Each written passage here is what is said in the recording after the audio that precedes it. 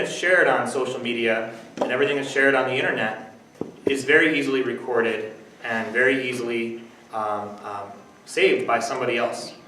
So imagine having all these friends, people you know at school but you don't necessarily trust, and they have access to all this information about you. And I'm not saying even the students who are more savvy nowadays, they often don't use Facebook or anything that requires them to post any personal information. I'd actually say adults share much more personal information on Facebook than most teens share now about themselves. But the information I'm talking about are text messages, conversations back and forth with friends where you say something you might regret, or pictures that are shared back and forth. Or like the Snapchats. So it could be that adults are wittingly or unwittingly personally sharing all this information about themselves, but they're the ones doing the sharing, so they're at fault if that's at risk. The teens, even if they are more conscious about sharing personal information, often don't have a choice in the matter. That information is shared about them whether they like it or not. They quickly find out who are trustworthy friends and who are not, and it's a constantly revolving cycle. But here's a thought. In the shifting dynamic of friendships and allegiances in school, and I hate to use a word like that, but there are allegiances of who are you more loyal to, this person or that person? Because people draw lines in the sand. Children do it all the time. When someone has all this record of text message conversations from you, all your personal secrets are now shared, not just between people in conversation, but you could say a child's entire diary or journal has been communicated to multiple people that they trust at different times. It's in writing. It's there permanently. All it takes is for one person, for you to be on the bad side of one person. Right? You do something that offends that person, or you've lost a friendship, and all that can be shared like that. And your reputation could be ruined. All these things that you cared about, friendships could be ruined, things you said, all in an instant. And to think that, that's not a world that I had to grow up with. If I shared a secret with somebody and they shared it with somebody else, I could always deny it. There's no proof. Or I could say, well, it's none of your business. But to have the entire thing word for word laid out for all the world to see. And it could be shared with the entire school. Most of the teens have the phone numbers of way more people in their grades than they have social media access with. So they have each other's phone numbers, maybe even if they don't follow them on Instagram or if they don't Snapchat with them. Because having everyone's phone number is a way to get a message out instantly. Or they can reach them through Twitter also. Kids actually battle each other, argument over Twitter. Like I said, it's a bulletin board. I post this witty response. We see even corporations do that. McDonald's and Wendy's will battle it out on Twitter. It's a different world that we live in. So in teaching that responsibility, besides taking it away from them and saying, no, you can't have this technology, what are some solutions that you guys can bring to the table here?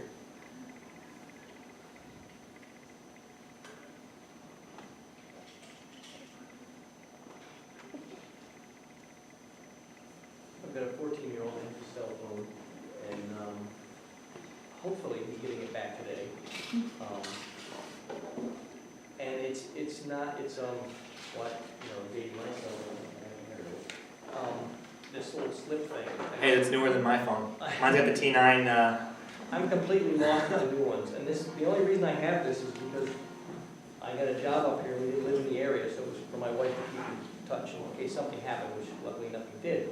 But the 14-year-old doesn't have one that is this old, but it's a track phone, so he can't do all the stuff on it. And there's a period of time, okay, put the phone away.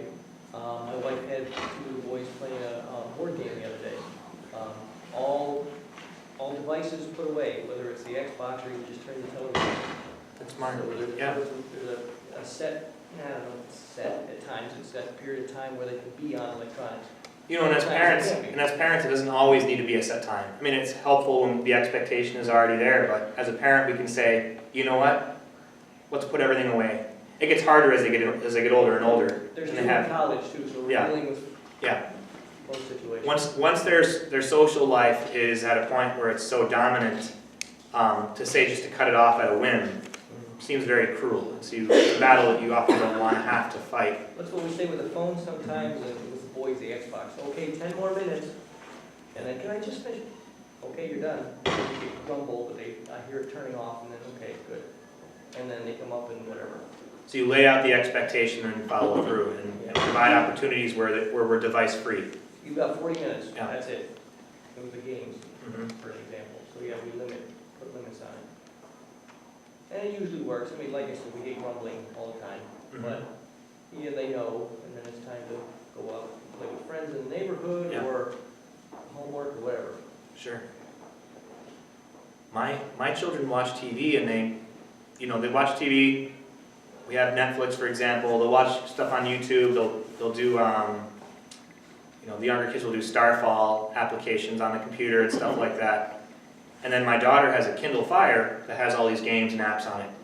And she's the only one, the 8-year-old is the only one that has her own device like that. And the rest of the kids treat it like gold, because it's, when am I going to get my chance to do this? And they fight, in ways that they don't fight over anything else, they fight over that. And it harkens back to the day where we had the one family PC and everyone wanted to have that. This device right here that I'm using right now it's a tablet used for ministry here at the parish, and someone else was going to use it, but I had all my stats on here, so I had to go set up a DVD player. So the same thing happens for us adults, and I think that's why we often, it's a sense of convenience. There is a need, there is a benefit. We do find a benefit in technology, so we want to make everybody happy, including us. So we're not all sharing the same things. But does anyone else have any points regarding either? Yes, Levi. Do you play games? Yeah. What's your favorite game to play? Mario. Mario. Nice. Actually, Power Rangers. Power Rangers. That's more fun. That's more fun. That's great. It's morphing, more fun, right? Yeah. Perfect. Anybody else have anything that they'd like to share on this, or anything that's worked for you? I'm assuming that this is or maybe even delaying. Have any of you chosen to delay? I had parents last night or yesterday morning who shared that they were unpopular because their 13-year-old daughter did not have a cell phone. And they got a lot of support from the people around them by acknowledging that, because the people around them, there are others who were in the same boat. There's that misconception I think we have that when our children tell us, and it seems through media and through commercials and advertising, that everyone has their own device, it becomes a perception we throw on ourselves. Am I a bad parent? Or am I a mean parent, more accurately, because my child does not have a device? Am I hindering their connection, their social connection with others, or their status by delaying when they have this? Is it worth it to do that?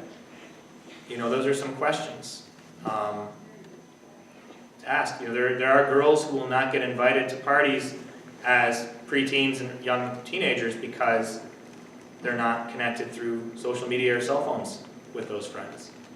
There's a world, a wall there separating them in that digital world. Is there any way we can help children that are dealing with situations like this, or parents that are dealing with situations like this? I feel like it's like you're the only one. Like my daughter is like, I'm the only one without a phone. Yeah. Everybody has a phone, and now I need one because I'm doing this activity and I'll be away, And another mum had posted on Facebook, my 5th grader's wanting a phone for Christmas. Is she really the only one that doesn't have a phone? And then it was like this slew of us going, no, we're the only people in America that don't give a phone to our 10-year-old, Exactly. And, you kind of see, all right, there's so many of us that haven't given our 10-year-olds phones. Mm-hmm. So where is it coming from that like everybody in Victor Central School District has a phone except for Michael? It's a status. It's a sense of status. Nobody wants to admit, no child wants to admit that they're the one that doesn't have a phone. Right. And, I get junior high students that get a little embarrassed that they don't have a phone to turn in when it's time to turn it in the basket, And I say, that's fine, that's great. Like, good for you, I'm glad you don't. Or if I notice that they are particularly shy about it, I don't say anything at all. Right. And I just help them, for their sake, this is a choice they've made, is to be shy about that fact. I let them be shy and not share it with others if they don't have a phone. But on a similar note, when I taught 6th graders back in Webster, when I was teaching religion to a group of 6th graders, there was this group of 6th grade boys where maybe out of 10 of them, 6 or 7 were going to church regularly and the others were not. And 2 of them in particular I would see every Sunday at the Mass that I would go to. And the teacher, I don't know if it was I or somebody else, asked, all right, how many of you went to Mass on Sunday? Or how many of you go to Mass? And nobody raised their hands. They're all looking around. They were afraid, on a popularity standpoint, to be the ones to raise their hands and to admit, oh, I do go to Mass. And I didn't want to say, oh, so-and-so, I do see you at Mass. I just want to say, well, I know that that's not true because I've seen some of you there. To let them know that this isn't the case, that you're not the only person. But that's what's happening with phones. There's such a powerful brand behind being a cell phone owner as a teenager or as a preteen that people are afraid, children are afraid of what people will think of them if they're not one of those people. I worked with college-age students, and I was saying about this, and that's all she wanted for Christmas, and I was like, maybe I'll just get her a flip phone. And my student was like, do not get her a flip phone. She was a freshman, and she will die. She was seriously, she would give her nothing rather than give her the flip phone. It's like, You can give them a smartphone without the smart capabilities. right. So you can give them a phone that looks looks the same, but it doesn't have the same capabilities. Kind of like what you were saying, Rob, right, with the track phone for your Right. son. It's just so, it does bother me. I used to work at Victor Intermediate, and I know that demographic, it can be so hard for the kids. Yeah. So I'm trying to protect her from that, right? But she is doing this activity where she's going to be gone all day, and so I feel like as a mum, you're walking that fine line of how do I keep them safe, but then also keep them safe by letting them, I don't know, it's hard. This fits into a broader discussion of trusting our instincts as parents, where we feel, for example, that our kids are involved in too much or that there's too many pressures here and there, but all their friends are doing dance or all their friends are doing this thing, whatever it might be, there's sort of a pressure to cave in on what everyone's doing. And we sometimes, I think, distrust our instincts on what is best in favor of, and it's, we can't fight every single battle, obviously. But sometimes there's times where we want to put our foot down, but we're unsure of how that will play out. And I think what you discovered on Facebook is that there are more parents who are looking for the same kind of support. Right. So I just figured, so this weekend she had to call me from Colour Garden. She just used the coach's phone. I was like, see, it's really not the end of the world. You will always have someone responsible there that you can just call me. Yeah. Like, it's your coach, it's your coach. Yeah. So my instinct is to not like. I have, out of maybe 70 or 80 junior high and high schoolers that I see on a weekly basis here, there are about 8 who on a regular basis borrow my phone to call somebody. And rather than borrowing a friend's phone, I'm guessing that the number is more than twice or 3 times that number. So maybe I have 24 out of these 80 junior high and high schoolers do not have cell phones. Right. But they don't want anyone to know that. That's why they don't ask anyone to borrow their phone, they ask me. They don't mind if I know that they don't have a phone. So, that's just something to keep in mind. That's a pretty broad range from 12-year-old to 18-year-olds. Right. So, yeah. Very good. Does anyone else have anything they'd like to add to this or share? Very good. All right, well, thank you for your time. I know that in about 10 minutes will be when the children will be dismissed from class, and so it's not a lot of time. But if anyone wants to continue this conversation personally or talk about what maybe contracts that parents have shared with me, what they look like for their kids, feel free, if you want to talk among yourselves, that's fine too. Jamie, what were you saying? We have a little bit more time than that. We got 5:22. It's 5:22. Okay, so we have until 5:35 is when the bell rings. So we have about 13 minutes until the bell rings for the kids, but the prayer itself will be after that. Something regarding these sessions, so I have parents asking me if this is a confirmation meeting or what is this, is it a sacramental prep meeting? It really isn't. I think that we're realizing from talking with everyone that if as a church we're not addressing these issues that matter to you, then there's often not an opportunity to do so. You know, the school will address the issues that are important to the school and to the children. You know, parent-teacher meetings are addressing what goes on in the classroom and what's needed. Maybe you wish that they would focus more on what's, you know, goes on in the classroom. But as a church, we are in a sense like a larger family. We are an extended family that has very similar values and similar goals. So the hope is that this is a place where people can come and discuss something in a very trusting way, knowing that there's a common underlying value that we have, and that is ultimately that our children go to heaven. And ultimately, the goal is that our children grow in holiness, that they grow close to God, that they grow close to their families, that they step into this world confidently knowing, you know, that God has their back and that they are capable of achieving what is good. And we want to do that together as a group. So if there's anything that you think would really benefit you guys, feel free to email or to submit anonymously, however you prefer, something that you think would be beneficial. And you know more than I do because within a school, within your circle of your children and in school and whatnot, I'm sure you hear something that you think would help parents a lot. And that's the goal. And if we're not being helpful, please let us know what we can do to be more helpful in the topics that we choose. So I'm really been edified by this topic that you guys responded to. So I want to thank you for that.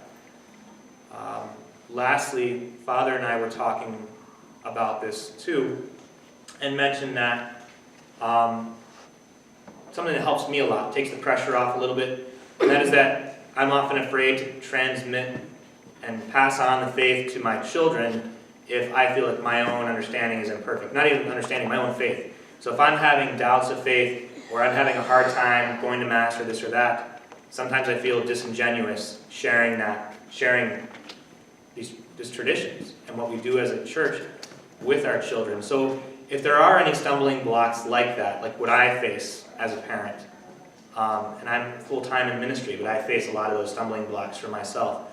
And it would be useful to have a discussion among the parents of kids in faith formation to help remove some of those stumbling blocks, whether it be questions about our faith or different discussions that are going on contemporary, in our contemporary lives that pertain to our faith. Even discussions about God's existence versus science, whatever it is, whatever might be a stumbling block to our wholeheartedly giving on this faith that we've received to our children, then this is a place for that. And whether we fill all these chairs that are for tomorrow's preschool pageant or not, doesn't matter. The goal is that we have a forum and an opportunity to do that. So that's the goal of these sessions. Anyways, thank you for that time. And Father, did you have any words? No? Okay. All right, thank you. Thank you.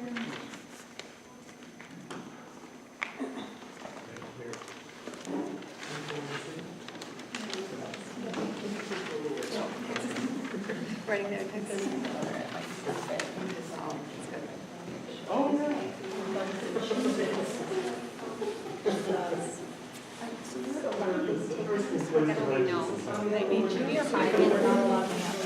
So what do you do with them? Like keeps them in the back there or leaves them at home? Like they're not even allowed in the building? They're in the building. Oh, there's this you podium can't. here for You the can't back. have them out. Oh, yeah. So then you, what, text from your locker? I mean, she still access her phone? Those are okay? Oh, okay.